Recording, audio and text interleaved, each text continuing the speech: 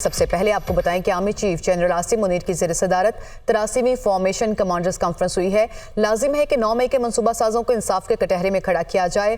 Forum ने यह कहा और 9 मई के मुजरिमान के खिलाफ कार्रवाई के बगैर मुल्क ऐसे साजिशी अनासर के हाथों हमेशा यरगमाल रहेगा और हिफाज पाकिस्तान के खिलाफ डिजिटल दहशतगर्दी बैरूनी सहूलतकारों की मदद के साथ की जा रही है। पाकिस्तान के दुश्मन सिक्योरिटी फोर्सेस और मासूम शहरियों को निशाना बनाने के लिए अफगानिस्तान को इस्तेमाल कर रहे हैं। झूठ और प्रोपेगेंडे का मकसद अफवाज पाकिस्तान और अवाम के दरमियान खलीज डालना है। कौम झूठ और प्रोपेगेंडा करने वालों के मसमूम और मकरू अज़ाइम से बाखबर है। नापाक क़ुव्वतों के मसमूम इरादों को मुकम्मल और यकीनी शिकस्त दी जाएगी। शुरका की जानिब से कॉन्फ्रेंस की गई है और army chief general Asim Munir की ज़ेर सदारत 83वीं फॉर्मेशन कमांडर्स कॉन्फ्रेंस। लाजिम है 9 मई के मनसूबा साजों को इंसाफ के कटहरे में खड़ा किया जाए। 9 मई के मुजरिमान के खिलाफ कार्रवाई के बगैर मुल्क ऐसे साजिशी अनासिर के हाथों हमेशा यरगमाल रहेगा।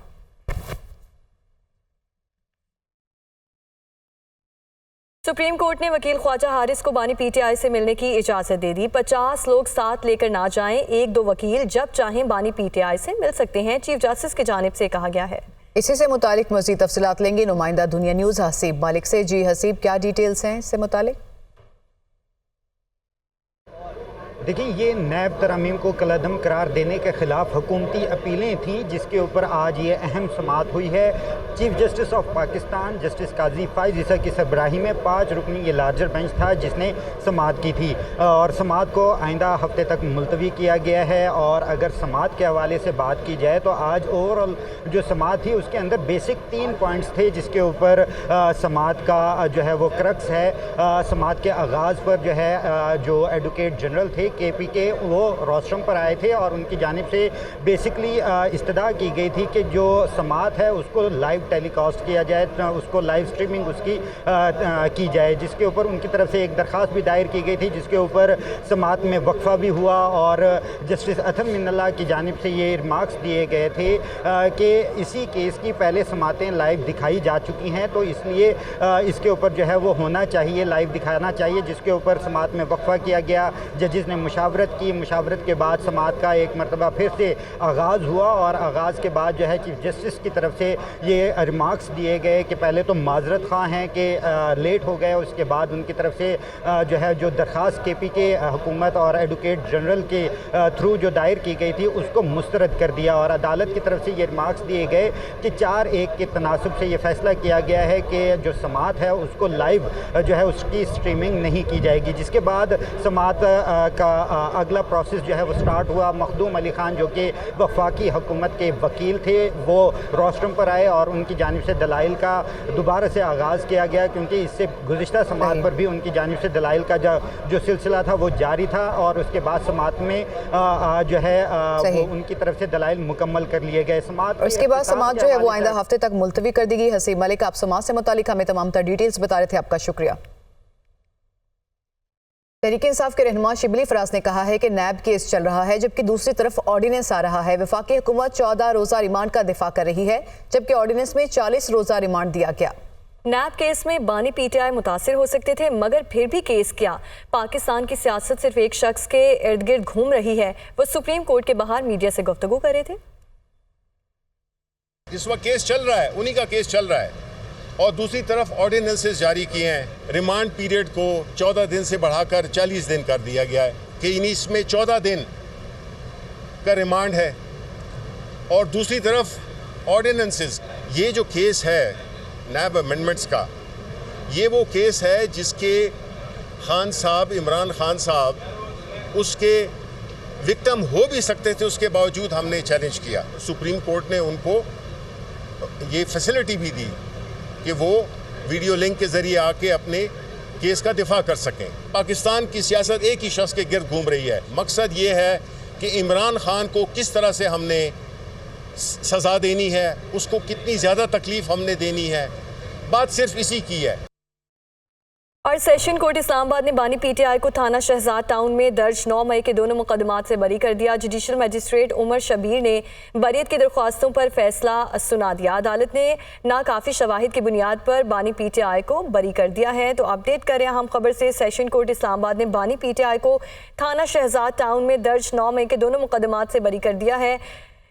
जुडिशल मजिस्ट्रेट उमर शबीर ने बरियत की दरख्वास्तों पर महफूज फैसला सुना दिया।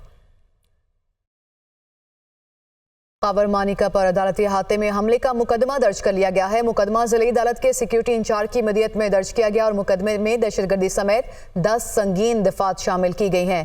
पीटीआई वकला नईम हैदर, अली एजाज भुट्टर समेत 6 वकला और 20 से 25 नामालूम अफराद मुकदमे में नामजद किए गए।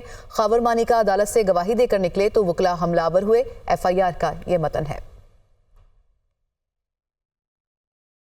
वज़ीर आला पंजाब मरियम नवाज का शेखुपुरा कायद-ए-आज़म बिजनेस पार्क का दौरा। कायद-ए-आज़म बिजनेस पार्क में garment city plug and play बनाने का फैसला, लेबर कॉलोनी और टेक्निकल ट्रेनिंग सेंटर के क़याम की तजावीज़ पर भी गौर किया गया। इसी से मुतालिक मज़ीद तफसीलात लेंगे ब्यूरो चीफ लाहौर हसन रजा से। जी हसन, क्या डिटेल्स हैं?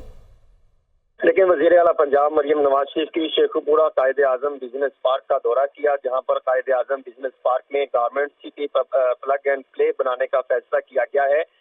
इस मौके पर लेबर कॉलोनी और टेक्निकल ट्रेनिंग सेंटर के क़याम की तजावीज़ पर भी गौर किया गया। वज़ीर आला मरियम नवाज शरीफ का बिजनेस पार्क के राब्ता सिर्फ 1 माह में मुकम्मल करने का हुक्म दिया और मरियम नवाज की कायद-ए-आज़म बिजनेस पार्क में बड़े पैमाने पर शजरकारी की हदायत भी जारी कर दी है और आसान रसाई के लिए मोटरवे इंटरचेंज बनाने के लिए फौरी इक़दाम की भी हदायत की गई है। मरियम नवाज शरीफ ने अमन और अमान के इशूज़ पर फौरी तौर पर RTO को तलब कर लिया और फौरी इक़दाम की हदायत की गई और शेखुपुरा में अमन और अमान की बेहतरी के लिए 10 दिन की मोहलत दी गई है।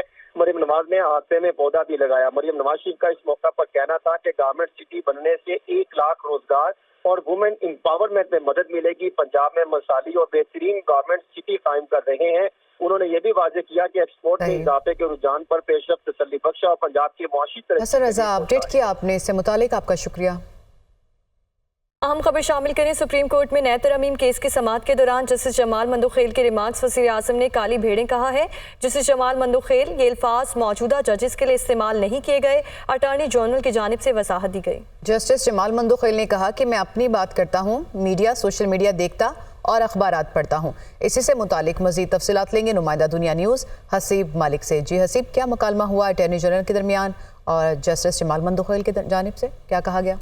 देखिए ये केस था नैब तस्लीम कलादम करार देने के खिलाफ जो हुकूमती अपीलें थी, उसकी समाअत के दौरान ये रिमार्क्स दिए गए थे और वफाकी हुकूमत के जो वकील थे उनकी तरफ से पार्लियामेंट के इख्तियारात से मुतालिक जो है अदलिया मुदाखलत नहीं कर सकती, ये रिमार्क्स दिए गए थे। जिसके ऊपर जस्टिस जमाल खान मंदोखेल की जानिब से रिमार्क्स दिए गए कि मैं अगर अपनी बात करता हूँ करूँ तो मैं मीडिया सोशल मीडिया देखता हूँ और अखबारात को पढ़ता हूँ।